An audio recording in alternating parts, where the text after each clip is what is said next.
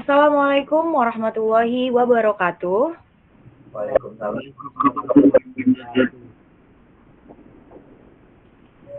Kami di sini akan mempresentasikan hasil penelitian yang sudah kami lakukan dengan judul Perbandingan Algoritma Machine Learning untuk Prediksi Kegagalan Mesin. Video presentasi ini dibuat untuk memenuhi tugas mata kuliah Python Programming for Data Science yang diampu oleh Bapak Deden Wahidin MKom. Sebelum kami memulai presentasinya, izinkan kami memperkenalkan diri. Saya sendiri Quratul Aini dari kelas IF21F. Saya Agung Triatna dari kelas IF21E. Saya Muhammad Ilyas Al-Hasim dari kelas IF21E. Saya Wahyu Setiaji dari kelas IF21E. Selanjutnya akan disampaikan latar belakang dari penelitian kami. Silahkan. Baik, untuk latar belakang dari penelitian kali ini adalah pada industri 4.0 memanfaatkan teknologi seperti Big Data, AI, dan Internet of Things atau IoT untuk efisiensi operasional mereka. Saja dalam ranah Big Data dan Smart Manufacturing, konsep Prognostic Health Management atau PHM menjadi tren penting dalam Smart Manufacturing untuk memantau kondisi peralatan dan mencegah kerusakan serius. Predictive Maintenance berbasis Condition-Based Maintenance menggunakan data sensor real-time dan machine learning untuk mendeteksi dini potensi kegagalan. Pemantauan berbasis sensor bertujuan mencegah kerusakan tak terduga pada mesin. Dampak dari kerusakan mesin tersebut dapat menyebabkan gangguan produksi dan meningkatkan biaya perawatan serta downtime.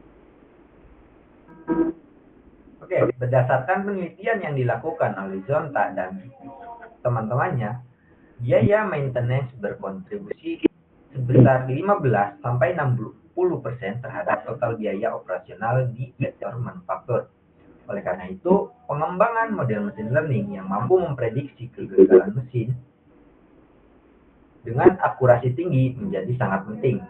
Solusi ini berpotensi menekan biaya perawatan dan penggantian secara signifikan,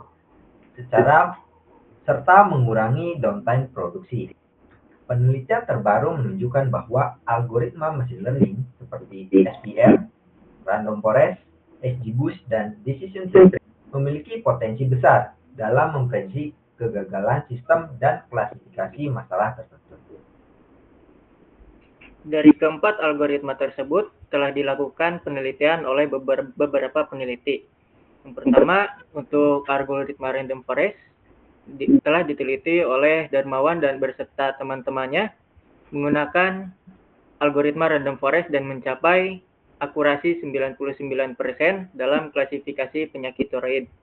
Kemudian ada Givari berserta teman-temannya membandingkan algoritma XGBoost, SPM, dan Random Forest dengan hasil bahwa XGBoost berhasil memiliki akurasi tinggi sebesar 82%, recall-nya 70%, dan precision 92%. Kemudian selain itu ada Prasetyo dan teman-temannya menerapkan algoritma SPM untuk klasifikasi penyakit jantung dengan akurasi 87,5%. Sementara untuk Rindi Antika dan teman-temannya melaporkan akurasi 93,44% menggunakan decision tree untuk klasifikasi penyakit jantung.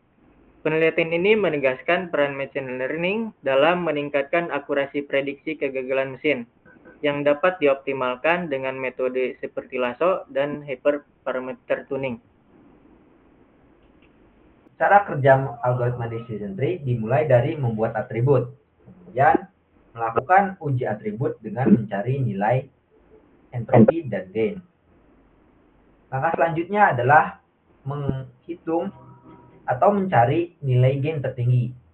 Jika tidak, maka akan melakukan proses sebelumnya, yaitu menguji atribut dengan mencari nilai gain dan entropi lagi. Jika ya, maka akan dilanjutkan dengan melakukan partisi data sesuai atribut terpilih berdasarkan poin tertinggi yang sudah didapatkan. Langkah selanjutnya yaitu menghitung gain tertinggi menetapkan gen tertinggi sebagai akar atau sebagai root. Langkah selanjutnya yaitu menentukan cabang yang akan digunakan dalam algoritma decision tree. Langkah selanjutnya yaitu menentukan pohon keputusan dan algoritma selesai dijalankan.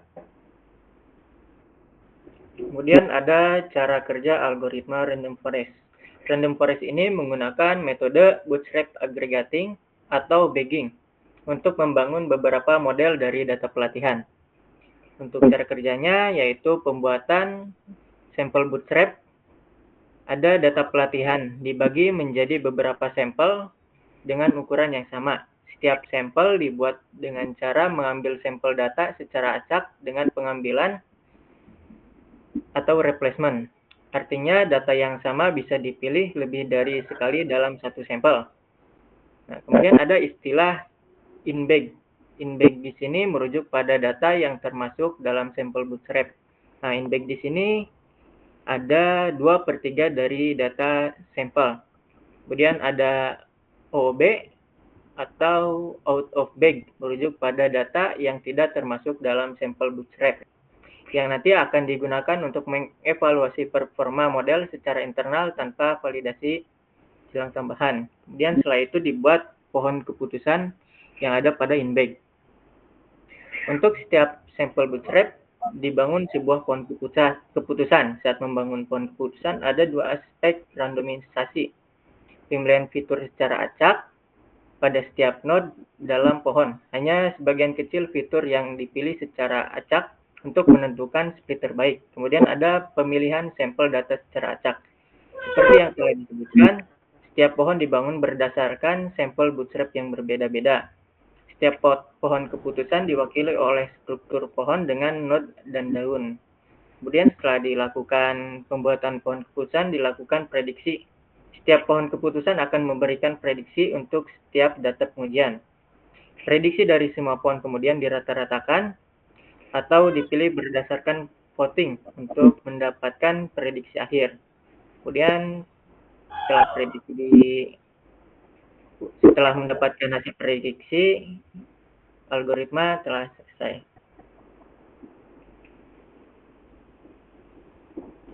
Oke, selanjutnya di sini ada alur dari algoritma SVM atau support vector machine.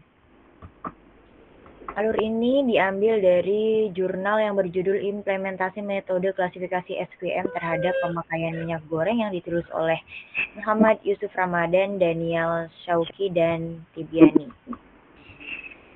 Nah, algoritma ini dimulai dengan menginisialisasi parameter SVM, yaitu ada alpha yang merupakan koefisien Lagrange untuk masing-masing datanya, lalu ada lambda yaitu parameter kernel regulasi, lalu y yaitu label data atau target kelasnya, lalu selanjutnya itu ada epsilon yaitu toleransi error, lalu ada iterasi max yaitu jumlah maksimum iterasi, dan juga ada c yang merupakan parameter batas regulasi untuk margin soft atau penanganan data tidak linear. Lalu setelah itu langkah selanjutnya yaitu perhitungan matriks Hessian, yaitu dihitung menggunakan fungsi kernel untuk seluruh pasangan data. Matriks ini digunakan untuk menyelesaikan optimasi kuadratik dalam algoritma SVM. Lalu langkah selanjutnya yaitu ada loop iterasi. Di situ ada mulai dari J sama dengan 0 hingga J kurang dari itermax min 1. Nah, pada setiap iterasinya ini di situ ada perhitungan nilai residual error dihitung dengan data ke I. Residual error ini mencerminkan seberapa jauh prediksi dari batas margin SVM. Lalu di situ ada perhitungan nilai delta alpha. Pada nilai alpha ini dihitung menggunakan aturan SMO. Aturan ini memastikan bahwa perubahan alfa tetap berada dalam batasan yang sesuai dengan kondisi KTT atau Karus-Kuhn-Tucker. Lalu selanjutnya di situ ada perhitungan nilai alfa baru. Nah, nilai alfa baru ini diperbarui berdasarkan hasil perhitungan delta alfa. Lalu selanjutnya di situ pengecekan delta alfa. Jadi setelah pembaruan alfa ini, algoritma memeriksa apakah perubahan delta alfa lebih kecil dari toleransi epsilon.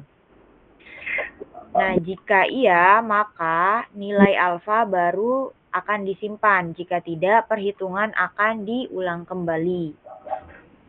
Dan perhitungan dari atau alur dari algoritma SVM selesai. Baik, yang selanjutnya adalah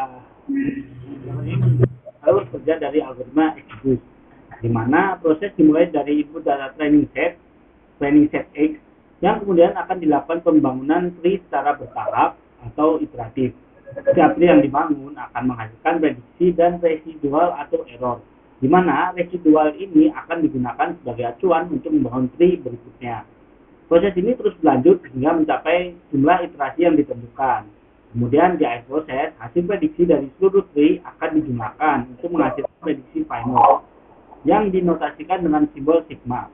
Pendekatan iteratif ini memungkinkan model terus memperbaiki akurasi prediksinya dengan belajar dari kesalahan pada iterasi sebelumnya.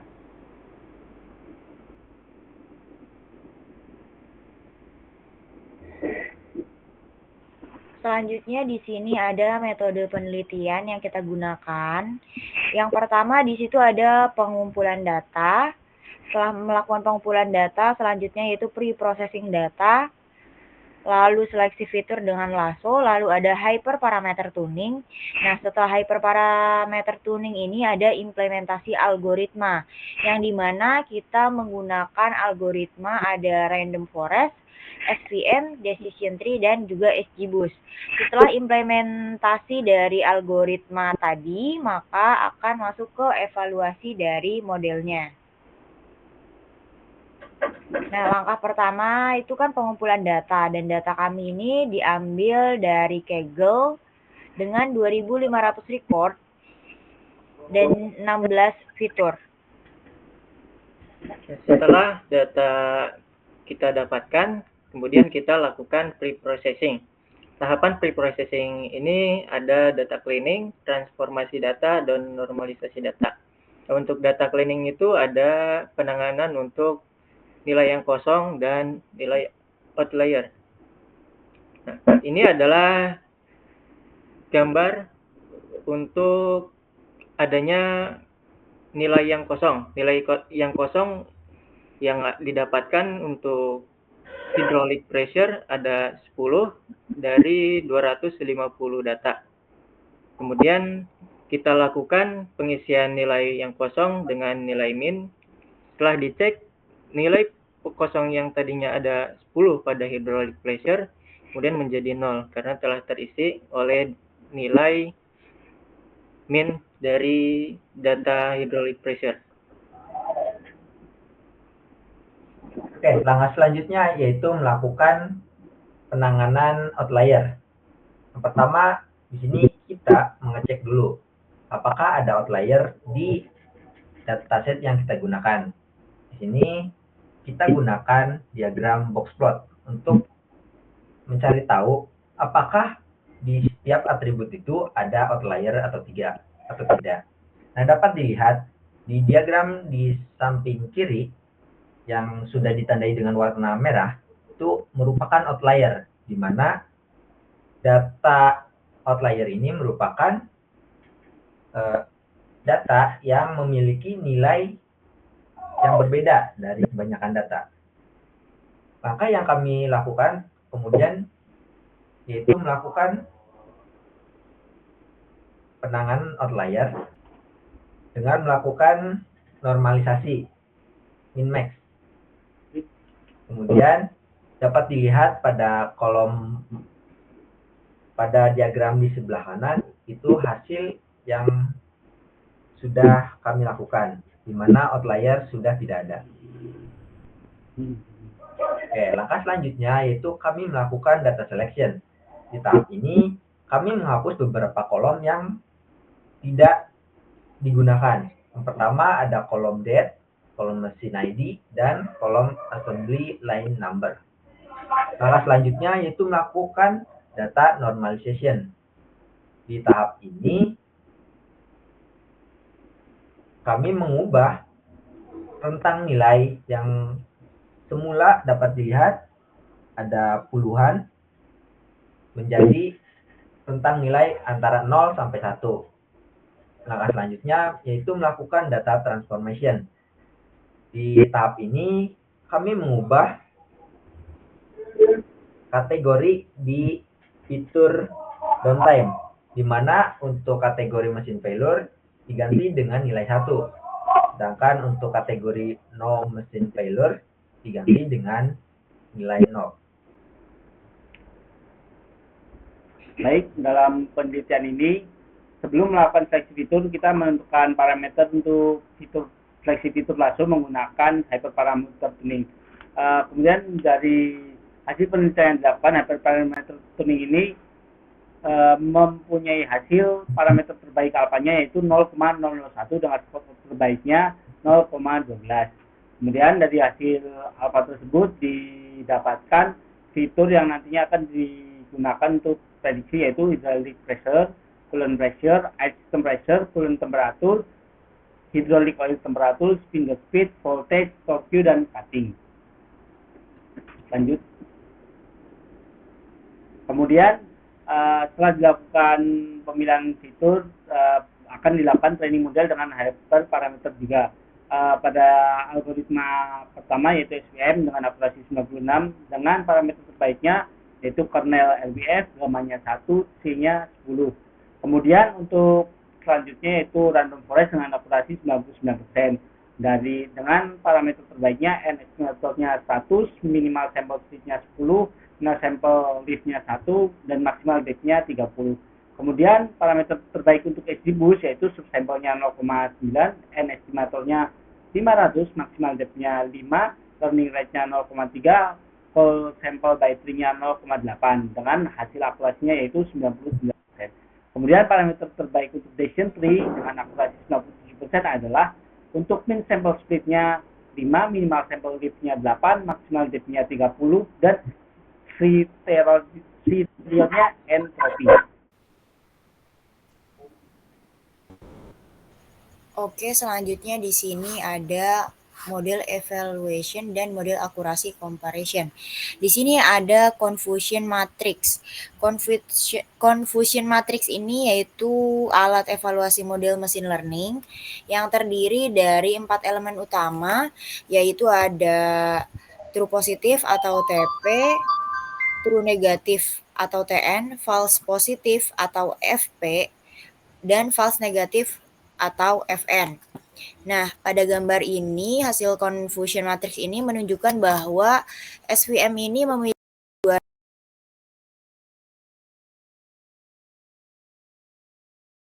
1 TP dengan 10 FP dan FN. Ini menunjukkan akurasi yang cukup baik.